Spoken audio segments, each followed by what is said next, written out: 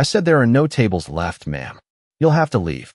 The sentence landed in the middle of the elegant dining room with the sharpness of a wine glass cracking against polished marble. Conversation slowed. Forks paused halfway to expensive entrees. Every head near the hostess stand turned toward the woman wearing dark jeans, clean white sneakers, and a charcoal sweater. Naomi Brooks didn't argue. She simply looked at the smiling hostess who had delivered the rejection with rehearsed confidence. 5 seconds earlier, a well-dressed white couple had walked through the same front door without a reservation, laughed with the hostess, and been escorted to a premium window table overlooking the Chicago River. Naomi had watched every second. "I'm sorry," the hostess repeated, folding her hands together. "We're completely booked tonight." Naomi's eyes drifted across the dining room. She counted at least 6 empty tables waiting beneath warm pendant lights. Several remained unset, untouched, and clearly available. "Completely booked?" she asked softly. "That's correct." Before Naomi could answer, the front door opened again. A middle-aged white businessman stepped inside, glanced around, and admitted he hadn't made a reservation either. The hostess's expression transformed instantly. "Not a problem, sir. Give me just one moment." Less than 15 seconds later, another server cheerfully guided him toward one of the very empty tables Naomi had noticed. A quiet murmur rolled through nearby guests. Naomi didn't blink. She had seen this look before. She had heard this tone before. Different city, different building, same assumption. Across the room, the restaurant manager, Ethan Collins, noticed the growing attention and walked toward the entrance with measured confidence, adjusting his tailored navy jacket as though he were approaching a routine customer service issue. "Is there a problem here?" he asked without looking at Naomi first. The hostess answered quickly. "She wants a table, but we're fully booked." Ethan finally looked at Naomi from head to toe. No designer handbag, no luxury watch, no visible status symbols. His smile became polite but distant. "I'm afraid my hostess is correct. We simply don't have room tonight." Naomi nodded once. "Interesting." Ethan gestured toward the exit. "There are several casual places a few blocks away that may have availability."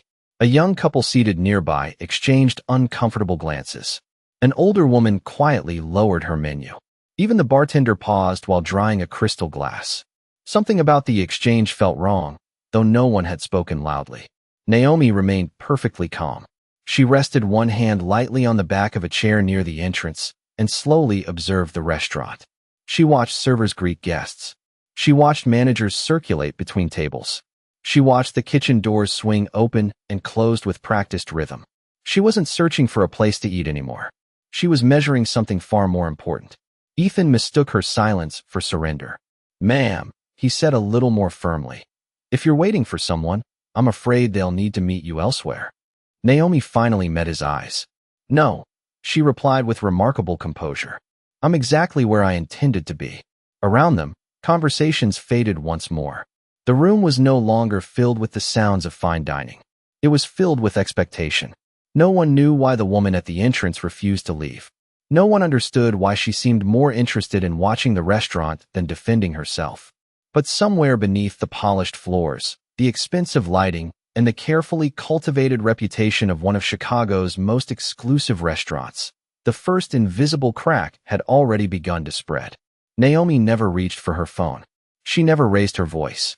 She simply remained where she was, studying every detail with the patience of someone who understood that people often revealed their true character when they believed no one important was watching. The hostess exchanged a confident glance with Ethan Collins, and both of them seemed convinced the awkward moment was already over. To them, she was just another guest who would eventually turn around and disappear through the revolving front door. They had no idea that she had walked into the restaurant for one reason. Only, during the previous 6 weeks, anonymous customer complaints had arrived one after another. Some described rude greetings. Others claimed certain guests were treated differently based on appearance rather than reservations. Naomi had read every report herself. She ignored the polished summaries from regional management because numbers could hide behavior, but people rarely could. Instead of announcing a corporate inspection or arriving with executives in expensive suits, she had driven herself downtown in a 4-year-old SUV, parked 3 blocks away, and walked the rest of the distance wearing the same comfortable clothes she usually chose on weekends. She left her designer handbag at home. She wore no jewelry except a simple wedding band and a modest silver watch. Even the reservation had been made under her own legal name.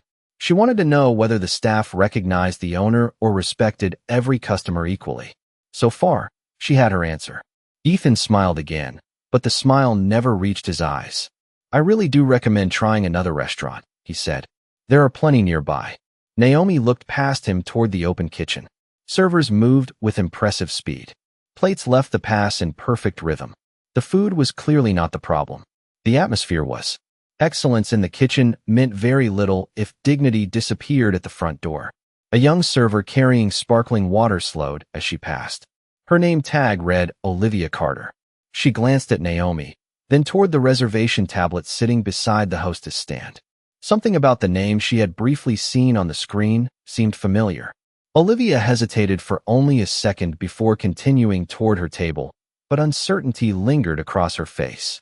At the bar, an older man quietly leaned toward his wife. Did you notice those empty tables? He whispered. She nodded without taking her eyes off the entrance. Nearby, a college student eating with his parents discreetly lowered his phone after considering whether to record what was happening. Nobody wanted to interrupt the evening, yet nobody could ignore what they were witnessing. The tension spread through the dining room without a single loud argument. It settled over every table like a slow-moving storm cloud. Naomi rested her fingertips lightly against the back of the chair and watched another reservation appear on the hostess screen. A family of 4 checked in. They were greeted warmly, escorted inside, and thanked repeatedly for choosing the restaurant.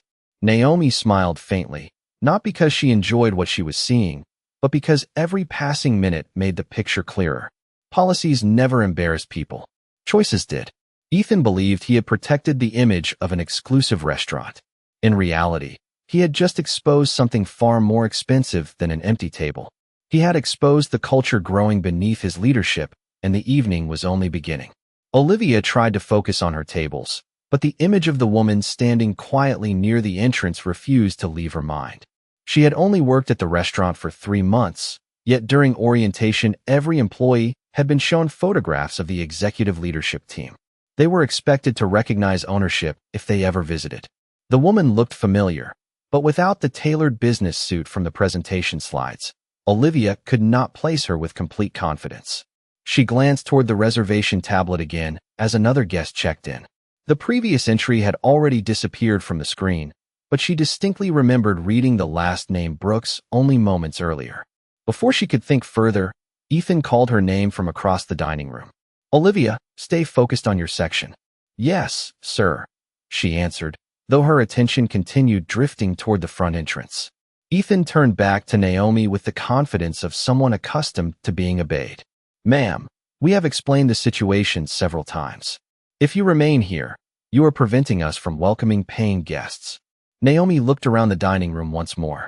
It seems your paying guests are already inside. Ethan folded his arms. Exactly, which is why I need you to cooperate. The words sounded professional, but several nearby customers noticed the difference between his tone toward Naomi and the warmth he offered everyone else. At table 12, an elderly white couple exchanged another uneasy glance. The husband quietly said, "She has been nothing but respectful." His wife nodded. "I have seen people make far more noise over a delayed appetizer." Across the room, the businessman who had just been seated without a reservation overheard them. He shifted uncomfortably in his chair, realizing he had received treatment the woman at the entrance had been denied. Meanwhile, another hostess approached Ethan carrying a printed reservation list. "We actually have cancellations for 2 4-top tables," she whispered. Ethan barely looked at the paper before pushing it back toward her. "Handle the waiting list later." Naomi heard enough to understand exactly what had happened. The issue had never been availability. It had been judgment. Still, she remained calm. She neither accused nor interrupted. Her composure unsettled Ethan more than an argument ever could.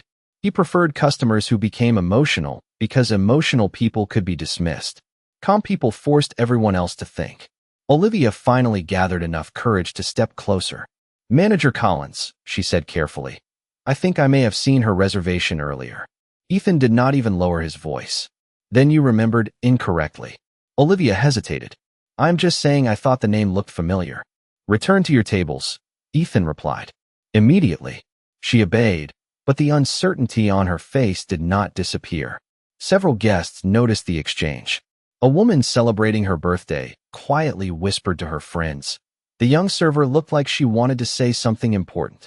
Near the bar, a local food blogger who had been photographing his meal discreetly opened the camera application on his phone. He did not begin recording yet, but instinct told him the evening was moving towards something far larger than an ordinary customer complaint. Naomi watched every reaction without speaking.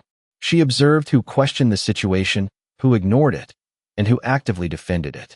The restaurant no longer felt like a place serving dinner. It felt like a room quietly revealing the character of every person inside. Ethan took one slow step closer and lowered his voice. This conversation is over, he said firmly. If you continue refusing to leave, I will have no choice but to involve building security. Naomi met his gaze with the same calm expression she had worn since walking through the front door. You are free to make whatever decision you believe represents this restaurant, she answered. Just remember that every decision leaves a record, even when you think it does not. Ethan dismissed the warning with a confident smile, unaware that the evening had already reached the point where assumptions were beginning to cost far more than an empty table. For a long moment, no one moved. The restaurant continued serving handcrafted entrees and expensive wine, yet the energy had shifted so completely that every conversation seemed to happen in whispers. Olivia placed a dessert in front of one of her tables, but her attention stayed fixed on the entrance. The more she replayed the orientation presentation in her mind, the more convinced she became that she had seen the woman before. Not in person, on a company slide. On the final page that introduced the founder whose standards had built the restaurant group into one of the most respected names in the city. She quietly excused herself from her guests and walked toward the reservation station while the hostess answered another telephone call. The screen was still open. Olivia searched the recent arrivals and felt her heart begin to race. There it was. Brooks, Naomi. The reservation had not been canceled. It carried a notation she had never seen before. Executive review. Before she could read anything else, the hostess noticed her standing there and immediately locked the screen. What are you doing? She asked. I was only checking something, Olivia answered. Ethan turned around just in time to hear the last sentence. Checking what? He asked sharply. Olivia swallowed. I think her reservation is valid. Ethan did not even glance at the computer. It is not your responsibility to interpret reservations. But the name was there, Olivia replied carefully. I saw it. Ethan stepped closer, lowering his voice. Enough to sound controlled, but not enough to hide the exchange from nearby guests. Your responsibility is serving tables, not questioning management decisions. Naomi watched the conversation without interruption. She did not rescue Olivia or speak on her behalf. She simply observed how truth was treated the moment it became inconvenient. At the bar, the food blogger finally started recording with his phone. Across the dining room, the older couple stopped pretending to read their menus. Even the businessman who had been seated moments earlier quietly stood from his chair and looked toward the entrance, uncertainty replacing the confidence he had carried into the restaurant. Olivia took a slow breath. I am sorry, but I know what I saw. Ethan forced a smile that looked convincing only from a distance. Then you saw the wrong screen. The hostess nodded in agreement. Exactly. There is no reservation available. Naomi finally spoke. Her voice remained calm enough that everyone nearby leaned forward to hear it. Interesting how quickly facts change depending on who is reading them. Silence followed. No one laughed. No one answered. Olivia looked from Naomi to Ethan and back again. Something inside her refused to stay quiet.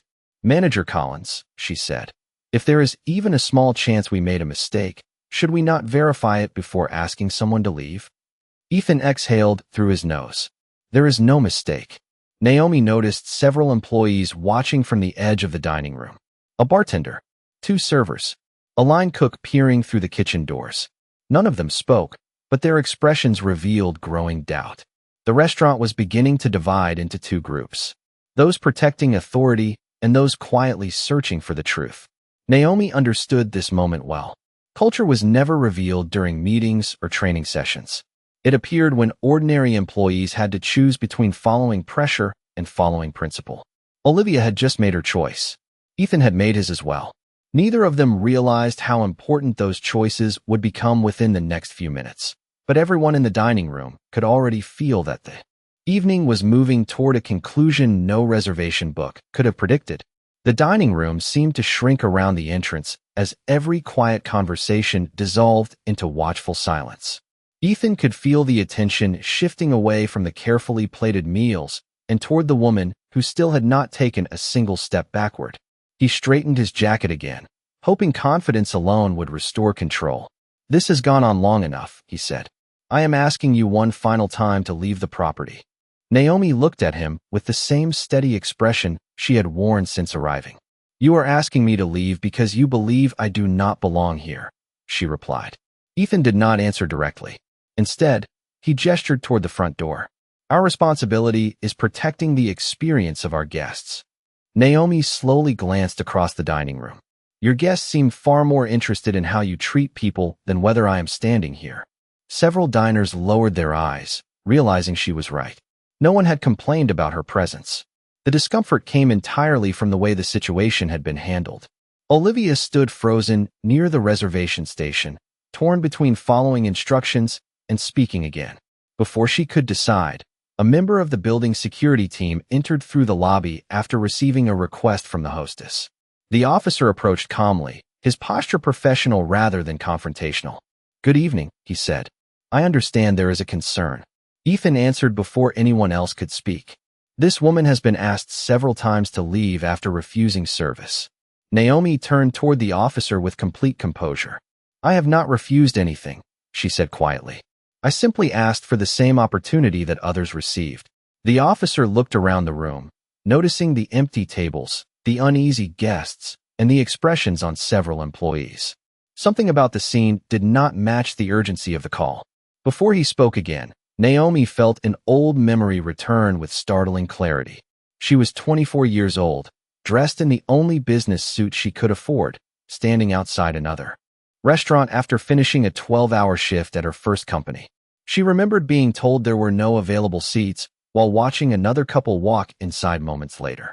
She remembered sitting alone in her car afterward, asking herself whether success would ever be enough to erase assumptions made before she even spoke. That evening had not broken her determination. It had quietly shaped it.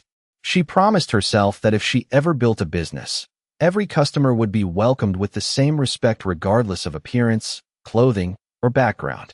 Standing in the entrance now, she realized promises mattered only when they survived difficult moments. Ethan interrupted the silence. "Officer, we need this resolved." The security officer nodded politely, but did not move toward Naomi. "Ma'am," he asked, "have you done anything other than request a table?"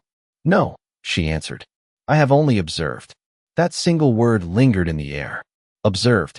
Olivia looked at Naomi again and suddenly understood why she had never argued. She was not trying to win an argument. She was learning the truth. The food blogger lowered his phone for a moment and whispered to the older gentleman beside him. "She has been calmer than anyone else in this room." The man nodded slowly. Sometimes the quietest person sees the most. Naomi folded her hands in front of her and looked once more across the restaurant she had spent years building through sacrifice, sleepless nights, and impossible decisions. The polished wood floors, the warm lighting, the carefully designed menu, and the welcoming atmosphere had always been intended to make every guest feel valued. Yet somewhere along the way, that purpose had been replaced by assumptions. She took one slow breath, reached into the pocket of her sweater, and wrapped her fingers around her phone for the very first time that evening, knowing the next conversation would change everything. Naomi slowly removed her phone from her sweater pocket, but instead of dialing immediately, she looked around the dining room one last time. She wanted to remember every expression exactly as it appeared before the truth changed the room forever. Ethan still carried the confidence of a manager certain he was protecting his restaurant. The hostess stood beside him with folded arms, convinced policy had been followed. The security officer remained calm, waiting for facts rather than assumptions. Olivia stood several feet away, her uncertainty giving way to quiet determination. Around them, guests had almost completely stopped eating. The sound of silverware against porcelain had faded into silence. Naomi unlocked her phone and selected a single contact. "Rachel Morgan." The call connected before the first ring had fully ended. "Good evening, Naomi," Rachel answered with her usual composed voice. "I am here." Naomi spoke as though she were confirming a routine meeting. "Please activate Owner Review Protocol 7 for the Chicago River location." There was no hesitation on the other end. "Confirmed.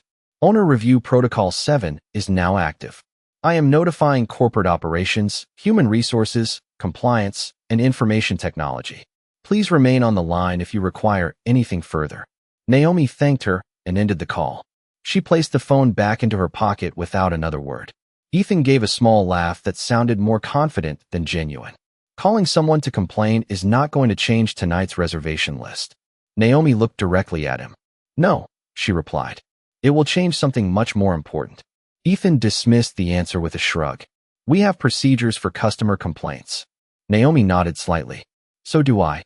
Less than 30 seconds later, the reservation tablet beside the hostess refreshed without anyone touching it. A notification appeared across the top of the screen. "System synchronization in progress." The hostess frowned. "That is strange." Ethan barely looked at it. "Probably another software update." Across the room, the point-of-sale terminals briefly displayed the same message before returning to normal operation. The bartender noticed it first. "Did anybody schedule maintenance tonight?" He called toward the office. No one answered. In the administrative office behind the dining room, the assistant manager stared at his computer as new access requests began, appearing one after another from corporate headquarters. Every regional report for the restaurant had been opened simultaneously.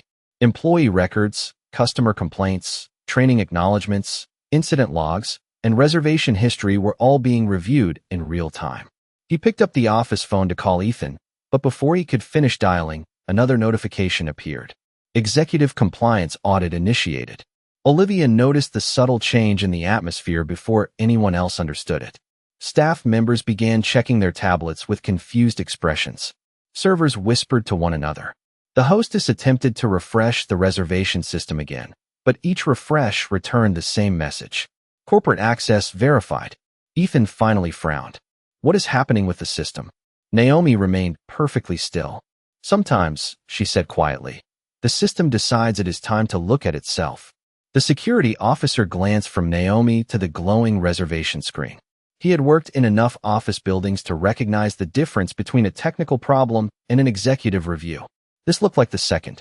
Guests exchanged curious looks as employees moved with growing uncertainty. The polished confidence that had filled the entrance only minutes earlier had begun to crack beneath questions no one inside the restaurant expected to answer tonight. Naomi folded her hands once more and calmly watched the invisible machinery she had spent years building begin to do exactly what it had been designed to do. It was not acting out of anger. It was searching for facts. And facts, once they arrived, had a remarkable way of speaking louder than assumptions ever could. The notification on the reservation tablet disappeared as suddenly as it had appeared, replaced by a new screen that no one at the hostess stand had ever seen before. The logo of the restaurant group filled the display, followed by a single line of text. "Executive Owner Session Verified." The hostess stared at the screen without speaking. Ethan stepped closer, irritation replacing confidence. "Move that thing," he said. "Guests do not need to see system messages." She tried to return to the reservation menu, but the controls no longer responded. Instead, another notification appeared. "Corporate review in progress. Please stand by." The bartender looked up from the point-of-sale terminal. The exact same message had appeared there as well. In the office behind the dining room, the assistant manager hurried toward the entrance carrying a tablet in his hands. "Ethan," he said quietly, "corporate just locked administrative access. They are reviewing this location live." Ethan frowned. "That is impossible. We have no scheduled audit." Before anyone could answer, Naomi spoke with complete composure. "Not every review is scheduled." The room fell silent again. Olivia looked from the glowing screen to Naomi, and suddenly every detail she had struggled to remember came rushing back. The orientation photographs, the company newsletter, the framed article hanging inside the employee hallway. She took one slow step forward. "Your last name," she whispered almost to herself. "Brooks." Naomi turned toward her with a gentle expression. Olivia felt her pulse quicken. "You are." She stopped before finishing the sentence, almost afraid to say it aloud. Naomi gave the smallest nod. Go on. Olivia looked at Ethan before returning her eyes to Naomi. You are Naomi Brooks. The words seemed to suspend time itself. Several employees turned immediately toward Naomi. The older couple near the window exchanged astonished looks. Even the businessman who had been seated without a reservation slowly stood from his chair. Ethan forced a nervous laugh. That does not prove anything. Naomi met his eyes without the slightest trace of anger. You are correct, she said. A name alone proves very little. At that exact moment, every point of sale terminal in the dining room refreshed again. The company logo faded into a welcome screen, displaying a message large enough for employees and nearby guests to read. Owner access confirmed. Chicago River location connected to executive oversight. The bartender lowered the glass he had been polishing. The assistant manager stared at his tablet as the same notification appeared across every page. Olivia quietly covered her mouth with one hand. Ethan looked from one screen to another, searching for an explanation that refused to appear. Naomi finally took one calm step forward. Her voice remained steady, almost gentle, yet every word carried through the silent dining room. You told me there were no tables available. No one answered. You watched other guests walk inside while telling me I did not belong. Ethan swallowed but remained speechless. Naomi continued. You judged me before asking a single meaningful question. You believed my clothing told you everything you needed to know. She paused for only a heartbeat before delivering the sentence that settled over the restaurant like absolute truth. You refused to seat the woman who built this restaurant. No one moved. No one interrupted. The silence that followed was not empty. It was the sound of certainty replacing assumption. Olivia lowered her eyes, remembering that she had at least tried to speak. The security officer slowly removed his hands from his duty belt, understanding that he had never been responding to a disruptive guest. He had been standing beside the owner all along. Around the dining room, guests looked at one another with expressions that mixed surprise, disbelief, and quiet satisfaction.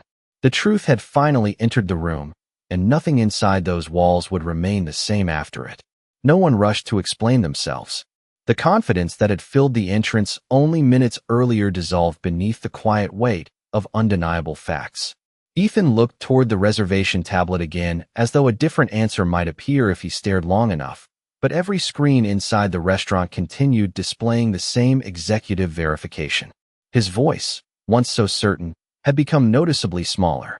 Naomi, he began. There has clearly been a misunderstanding. Naomi shook her head gently.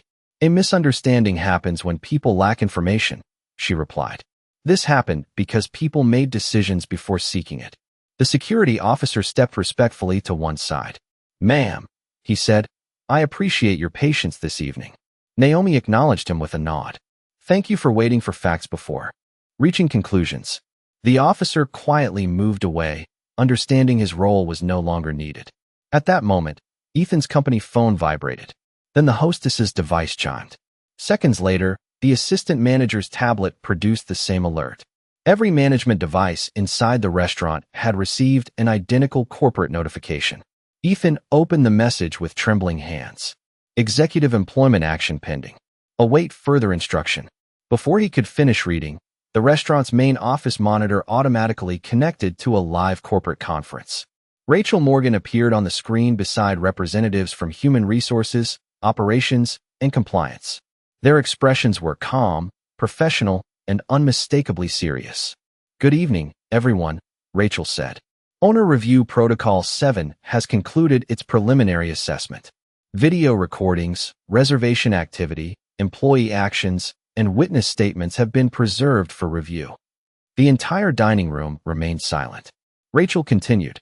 Based on the information available at this time, management failed to follow company standards regarding equal treatment of guests, reservation verification, and professional conduct. Ethan attempted to speak. If I could just explain, Rachel politely interrupted him.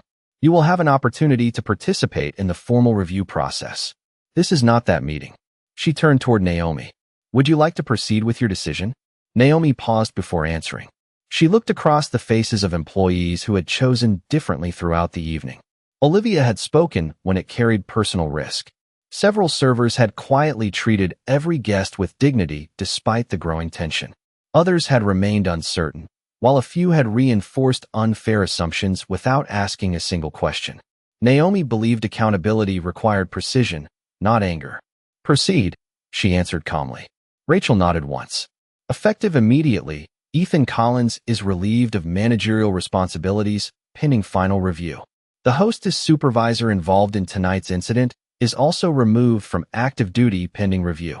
Their building, credentials, scheduling authority, and management system access have now been suspended. Almost instantly, the badges clipped to Ethan's jacket and the hostess's uniform emitted a soft electronic tone before their indicator lights turned red. Neither badge unlocked the administrative system any longer. No one applauded. The moment felt too significant for celebration. It felt like accountability arriving exactly where it belonged. Rachel continued speaking. Employees who demonstrated professionalism and attempted to correct the situation will continue their scheduled duties while the investigation proceeds. Olivia looked down, surprised to hear those words. Naomi turned toward her with a reassuring smile. "You chose integrity before certainty," she said. "Never lose that." Olivia's eyes filled with emotion, but she remained composed. Several guests quietly nodded in agreement. The older gentleman near the window stood first, offering a respectful round of applause. One by one, other diners joined him. It was not applause for someone losing a position.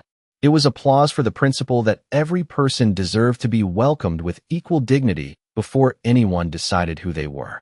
Naomi listened to the sound for only a moment before raising one hand gently. The room became quiet again. Justice, she believed, did not need noise to prove it had arrived. The applause faded as naturally as it had begun, leaving behind something far more meaningful than victory. It left reflection. Naomi looked around the dining room that had finally become quiet again. The same polished floors, warm lighting, and elegant tables that had witnessed assumptions only minutes earlier were now witnessing accountability. She stepped toward the center of the room, not to celebrate, but to remind everyone why she had come in the first place. "This restaurant was never built to impress people," she said calmly. "It was built to welcome them." Every employee listened without interruption. Even guests who had already finished their meals remained seated, sensing that the evening still had one final lesson to offer. Naomi continued. "The quality of a restaurant is not measured only by its food. It is measured by how people feel during the first 30 seconds after they walk through the door. Long before they taste a meal, they experience respect or rejection. That choice belongs to us." No one argued. The truth required no defense. Rachel's voice came through the conference display one final time. "Naomi, regional leadership is already on the way. We can assist with whatever changes you would like implemented immediately." Naomi nodded. "Thank you. Please begin mandatory hospitality retraining for every location in the company. Include equal service standards, unconscious bias education, and a new guest verification process that relies on facts instead of assumptions. I also want every manager reminded that leadership is demonstrated through humility before authority." "Consider it done," Rachel replied before the connection ended. Naomi turned toward Olivia, who still looked overwhelmed by everything that had unfolded. "You asked for verification before judgment," Naomi said. "You protected the values this company was founded on, even when it was uncomfortable." Olivia quietly shook her head. "I only did what I believed was right." Naomi smiled warmly. "That is exactly why you belong here." She informed the assistant manager that Olivia would begin leadership development training the following week. Surprise filled Olivia's face, followed by quiet gratitude. Around the dining room, several employees smiled for the first time that evening. They understood that integrity had been recognized as carefully as misconduct had been addressed. The older gentleman near the window slowly stood once again. "May I say something?" he asked. Naomi nodded. "I have dined in restaurants across this country for more than 40 years, he said. Tonight I witnessed something far more valuable than excellent service. I watched someone prove that character is revealed by how we treat strangers, because we never truly know who they are." Several guests quietly agreed. Naomi looked around one last time before speaking her final words. "The greatest mistake anyone can make is believing dignity belongs only to certain people. Respect is not something a guest earns after proving who they are. Respect is the first thing we offer before we know anything at all." She finally accepted a table, not because she needed dinner anymore, but because she wanted to experience the restaurant the way every customer deserved to experience it. Servers greeted guests with renewed care. Conversations slowly returned. The atmosphere no longer felt heavy. It felt honest. As Naomi sat near the same window where another customer had been welcomed without question earlier that evening, she looked out at the lights reflecting across the river and allowed herself a quiet smile. She had not raised her voice. She had raised the standard. And long after the last plate was cleared and the final guest walked through the front door, that standard would remain, reminding everyone who entered that appearances could invite assumptions, but character always revealed the truth.